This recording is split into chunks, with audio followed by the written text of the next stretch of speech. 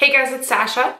This is going to be the first video on a series that I'm going to be starting on my channel called Back to Basics. I thought this would be a good idea for a series to do because sometimes people who really love makeup, whether it's someone talking to people through YouTube or me suggesting products to people where I work, sometimes we assume that everybody we talk to or everybody watching our videos knows the basics about makeup, but the truth is there's that much shit out there nowadays that like a lot of people don't really know the basics of makeup. You walk into the store and you just look at everything and you're just like, yeah, I do have little notes written down here.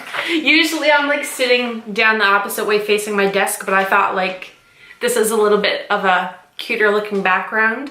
So yeah, I had to bring my notes over here in my hand. I'm going to be doing it in order of like the way you should be applying products to your skin. So the first basic thing I want to talk about before I even talk about applying any makeup on your face is prepping your skin.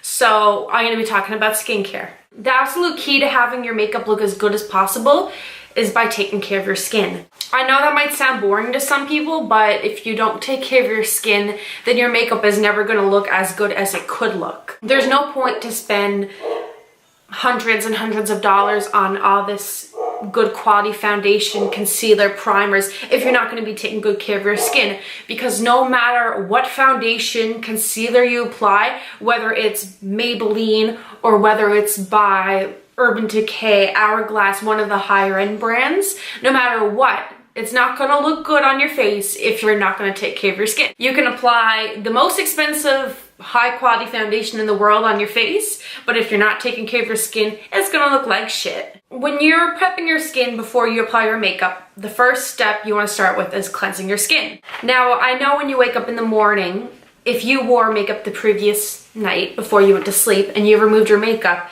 you might think, well, I only washed my face a couple hours ago, like there's no point in needing to wash my face again. I haven't applied makeup since, like what's the point? But you shouldn't be looking at it like that. You should be looking at it like the fresher your skin, the better your makeup's gonna look. Because yeah, you did clean your face before you went to sleep, but while you were sleeping for however many hours of sleep you get, maybe you're like me and you only get 5 sometimes, but however many hours you were asleep, your face was hitting your pillow.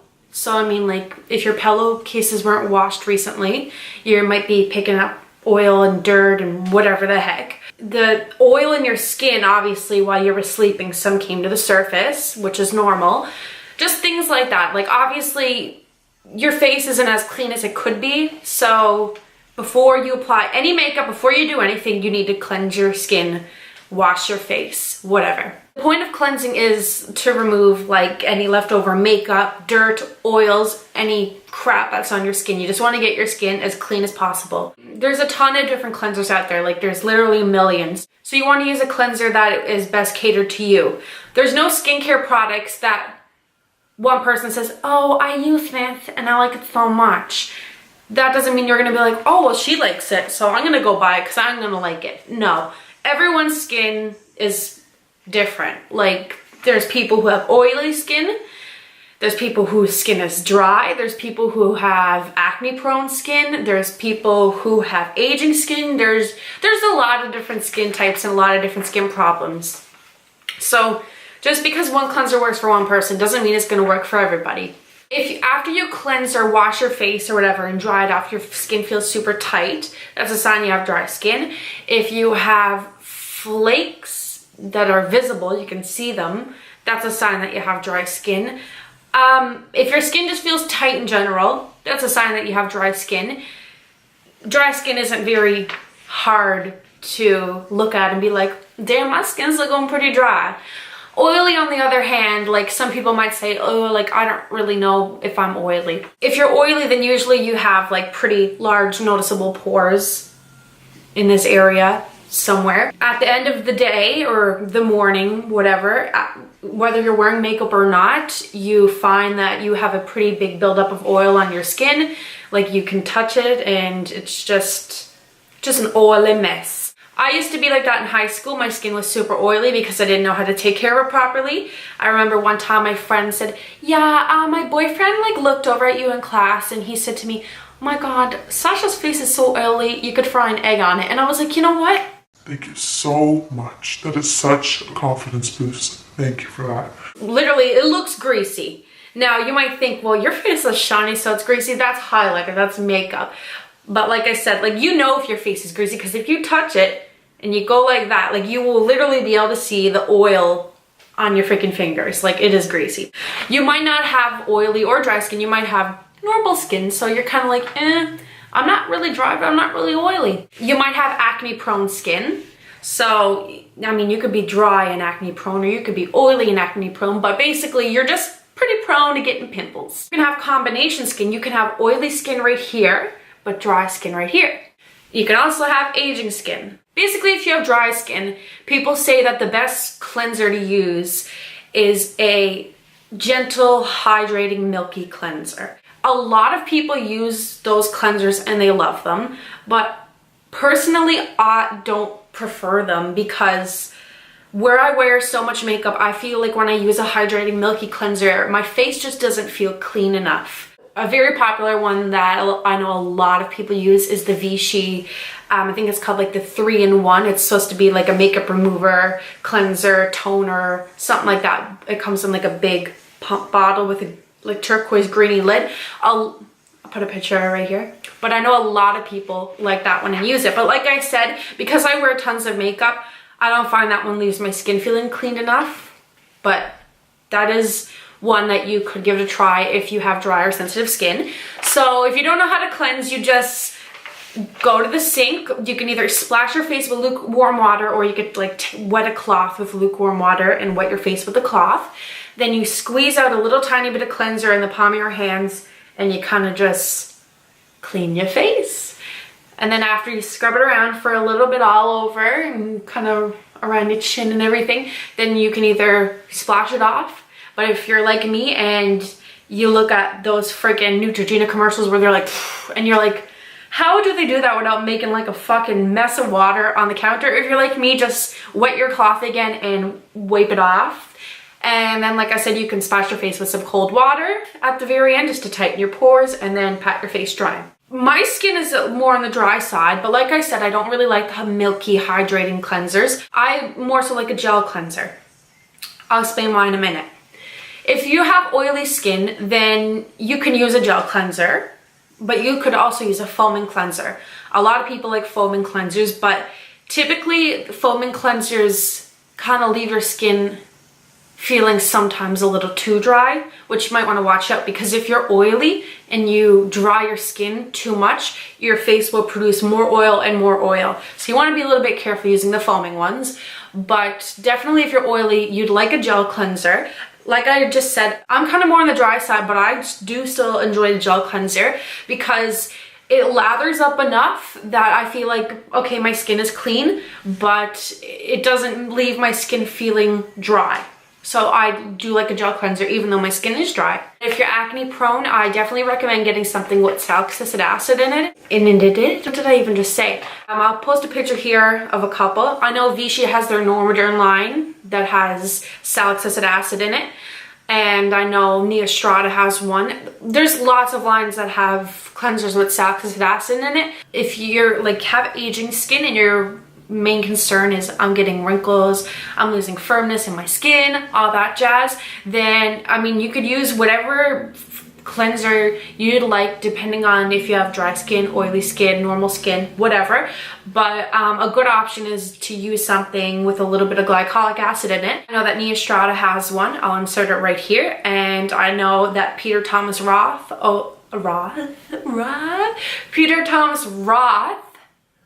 also has one with glycolic acid in it that looks like that. When you cleanse your face with this every day, it'll exfoliate your face just a tiny bit every day. The older you get, when you're starting to age, your cell rejuvenation process of your skin starts to slow down. So think of it as like how a snake sheds its skin.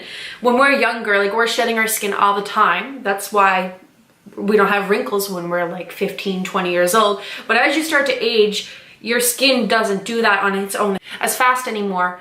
So using something with glycolic acid in it, which helps exfoliate your skin and kind of speed up that cell rejuvenation process, that'll help with all the fine lines and wrinkles because it will reveal the new skin underneath. Now that step is over, I feel like I just talked about that for an hour. After you cleanse your skin, the next thing that is super important and that I think is like the most important part of prepping your skin is exfoliating your skin.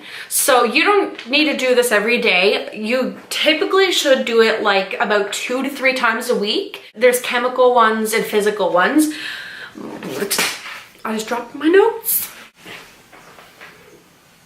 That's why I hate wearing lip gloss. When you're prepping your skin for makeup, I'd kind of rather talk about a physical exfoliant, which is like the abrasive,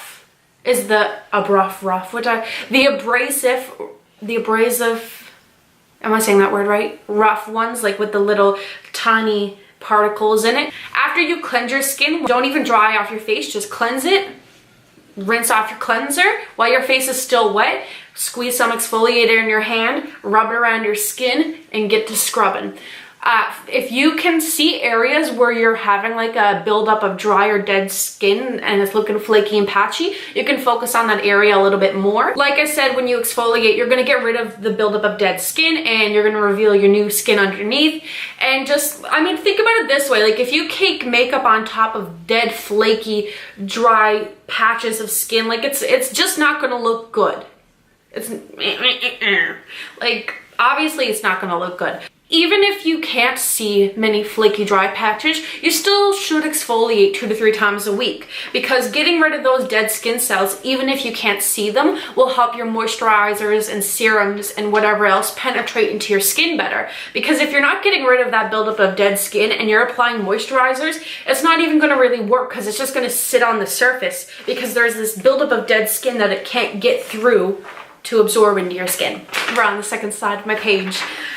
The third step is toning your skin. Once again, you choose one that works with your skin. You can get toners that help mattify your skin if you're oily.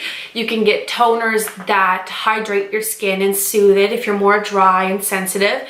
You can get toners with glycolic acid in it. Glycolic acid is, like I said, a chemical exfoliant, so it'll help, like I said, take off your dead skin cells and help reveal new radiant skin underneath. Back in the day, cleansers weren't like they are now because I guess they didn't know, obviously, as much information back then. Cleansers were pretty soapy and they really stripped your skin of your natural oils. If my camera overheats one more time, like I don't know. I don't know what I'm gonna do. It would strip your face of your natural oils and your pH balance would get disturbed. There's some cleansers nowadays that will have the pH right on it, but some don't. So, I mean, like, you do want to use a toner, like I said, to make the pH of your skin go back to normal. Because if you just leave the pH of your skin out of whack, it leaves you susceptible, I don't know if I said that word right, to like aging and bacteria happening and just like all that kind of bad shit. So you want to use a toner. Toners, a lot of toners don't contain alcohol like they did years and years and years ago, like back in the day before I was probably even alive. A lot of them are alcohol free now. But yeah, toner just kind of delivers, well, I mean, I guess whatever toner you choose, whether it's mattifying, hydrating, whatever, it delivers that characteristic to your skin really fast. And it also helps with your pores not being really huge and nasty. Yeah, I don't know. Just use a friggin' toner, okay? The next step is to use like a moisturizer / day cream, which is super important as well. It gives your makeup something to hold on to. And just skin looks better when it's hydrated anyways, especially dry skin. Now, people who are oily, y'all might be like, well, my skin doesn't need any moisture to it because, I mean, it's an oily freaking mess. You're wrong. You do need moisture because if you're not moisturizing oily skin and you're trying to strip it of your oils, you're actually making your skin even more oily because your skin is like, what the hell's going on? Like, I need a little bit of moisture all up in here. Like, and she just took all the moisture out of here and didn't put it back in, and then your skin will produce more oil to try to help your face be hydrated, and it just ends up you looking 20 times more oily than you want to look. So even if you have oily skin, you still need to moisturize. No matter who the heck you are, you should be using a moisturizer. If you have oily skin, a really good option is the La Roche-Posay EFFACLAR matte, because it's a moisturizer that will give your skin hydration, but it'll leave your face with a matte finish. It'll control the oil production. So if you have oily skin, you'd want to look for something like that. But if you're more dry, you can kind of get away with using like a richer, thicker, typical moisturizer on your face. Like I said, I'm more on the dry side. I really enjoy the Paulas Choice one of my holy grail moisturizers. It's so expensive to order it from the States, but I've never found one I love as much. That one's a little bit thicker. I like to use that one more so in the nighttime, and lately I've been using the Pixi H2O Skin Drink in the daytime. This one is more of a gel consistency. It's super strange, but when you put it on, like it literally feels like water on your skin. It feels wet. So I found that this is super beautiful under makeup. If you're aging, you might want to put on like a anti-aging cream, something that'll help firm and with your fine lines, as well as hydration. Something like such as Lift Active by Vichy, or whatever you use for your anti-aging cream. I think that's pretty much it for prepping your face skincare wise. That might have seemed like a lot of information. We're just talking about the basics. Prior to applying your makeup, you should be cleansing first of all, just cleaning up all the dirt and oil and debris, all that shit, cleaning it off.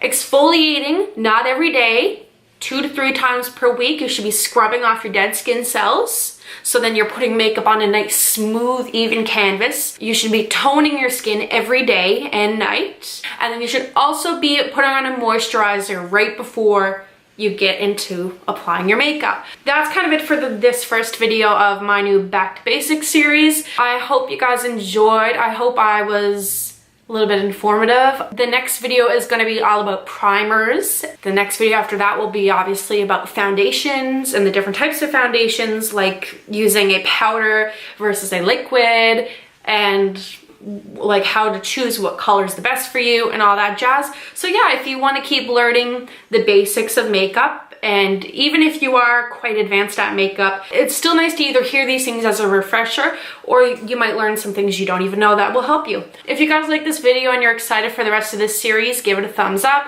Don't forget to hit the subscribe button, the bell notification, if you love me that much, and subscribe. Did I say subscribe? Don't forget to subscribe. That's the main thing. I'll see you guys in the next Back to Basics vid, where we're going to talk about primers, and that's all I have to say. Peace out.